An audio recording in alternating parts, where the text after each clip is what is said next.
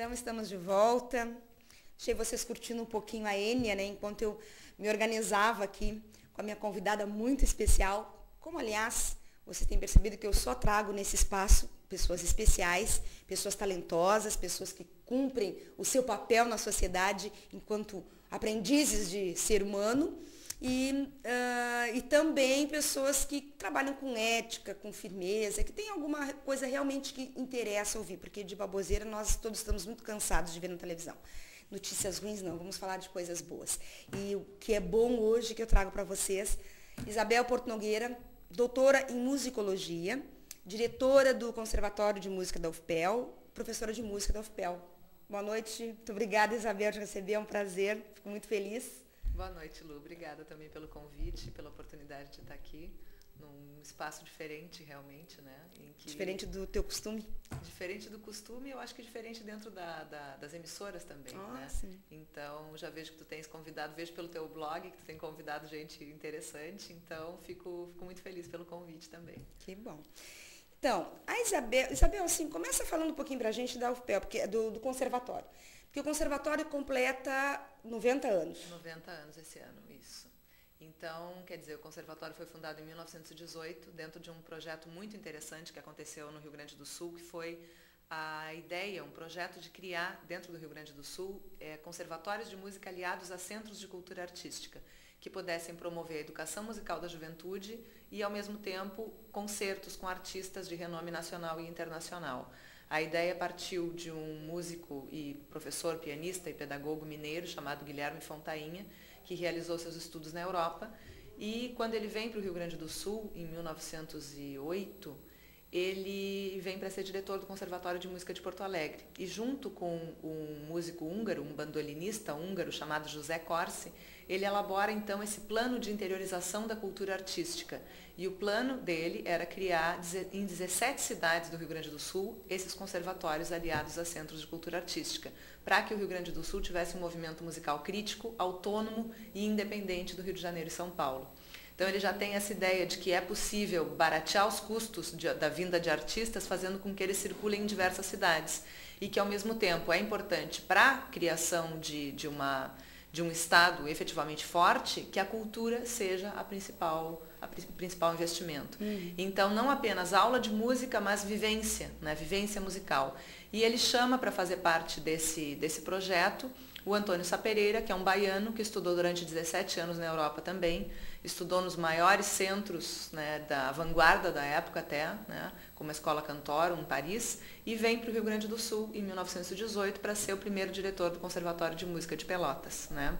Quando ele chega, ele instala uma outra cultura musical, ele instala uma outra maneira de fazer música, e ele faz olhar um pouquinho diferente. Exatamente. E ele revoluciona o entorno musical, porque até então a música estava muito colocada dentro de casas, né? Dentro de saraus particulares, festas que se fazia em casa, ou então a ideia das operetas, né? Da música para teatro, das áreas de ópera, todo esse repertório assim era o mais costumeiro, né? Então ele coloca duas ideias. A ideia de que as mulheres, que eram o principal público para a música, deveriam não só fazer música em casa, mas fazer música profissionalmente. Então ele coloca essa ideia e, ao mesmo tempo, a renovação do repertório. Isso vem meio que revolucionando na época, né? Bastante, bastante. Então ele coloca essa ideia, né, de que deve se educar o público, ele publica coisas nos jornais, publica artigos, né, sobre música, sobre crítica musical, apreciação, o que deve ser música, de que maneira se deve ouvir, né, o que é interessante, porque ele já fala que música instrumental é uma coisa complexa de se ouvir, porque exige recolhimento, exige introspecção, exige dedicação, e isso não vai vir da noite para o dia, vai fazer parte de uma educação maior, né? E ele depois sai de Pelotas em 1923 e vai para São Paulo e funda a revista Ariel de Cultura Musical, junto com Mário de Andrade, que é um dos elementos que é dos porta-vozes da Semana de 22, da Semana de Arte Moderna de 22. Tu sente assim que, na verdade, essa ideia de conservatório, de criar, né, esses centros, né, conservatórios, enfim, trouxe a música um pouco mais próxima do público em geral? ele saiu um pouco da questão da elite e colocou mais a música mais à disposição da sociedade, até de pessoas que não tinham muito acesso. No primeiro momento, não. Ele é uma criação de uma iniciativa particular. Né? Ele é criado por um grupo de pessoas voltadas para arte, cultura e música. Intelectuais, né? Quer dizer, a primeira, uma pessoa que foi secretária a vida inteira, quase, do conservatório, foi a Dona Velha, que era esposa do João Simões Lopes Neto. Né? Então, são pessoas mais, digamos, colocadas na sociedade, né? Apenas em 37, quando ele é municipalizado, então há uma abertura maior. Abertura maior, né? Quer dizer, tem anos em que a gente tem 500 matrículas, 600 matrículas no conservatório. Então, claro, ele passa por diversos momentos, né? Quer dizer, é primeiro instituição particular, depois é municipalizado, depois começa a ter junto artes plásticas, né? Artes visuais e música. Depois ele vai ser, em 68, uma das unidades de ensino superior que já existiam na cidade de Pelotas, que vai contribuir para a criação da Universidade Federal de Pelotas. Então ele vira unidade de ensino superior agregada. E depois ele vai ser incorporado pela UFPEL em 1984. Então eu perguntei isso porque eu percebo que a forma como o conservatório se apresenta hoje, eu estou em Pelotas há pouco tempo, claro, faz com que se tenha uma interação por diversos níveis da sociedade, vamos dizer assim, no conservatório. Até por isso que eu te perguntei se no princípio já havia essa ideia, né? Na verdade, tem várias maneiras, né, de tu fazer essa interação. Uma coisa que tu poderia primeiro pensar, é um conservatório, é um modelo de escola vinda da Europa, um modelo de elite, né? Então, quer dizer, apenas as pessoas da elite vão estudar. É uma coisa que um primeiro olhar tu pode dizer que sim, quer dizer, o número de matrículas não é muito grande, 120, 150 pessoas, né, que se matriculam. Mas tu tens um movimento interessante que essas pessoas que vão estudar lá vão disseminar os seus conhecimentos, por exemplo, na Sociedade Musical União Democrata, nos coros da cidade, na Brigada Militar. Então acaba sendo um centro onde as pessoas vão e depois disseminam esse conhecimento em vários outros lugares. Unifica e abre. Exato, fica e abre. Então é uma coisa até interessante do ponto de vista de como tu vai pensar uma instituição, né? Por um lado, claro, tem menos matrículas do que se gostaria, sim. Tem menos espaço físico do que se gostaria, menos número de professores, né? Porque se pensa que realmente deveria se ter um lugar que várias pessoas que gostassem pudessem estudar, né?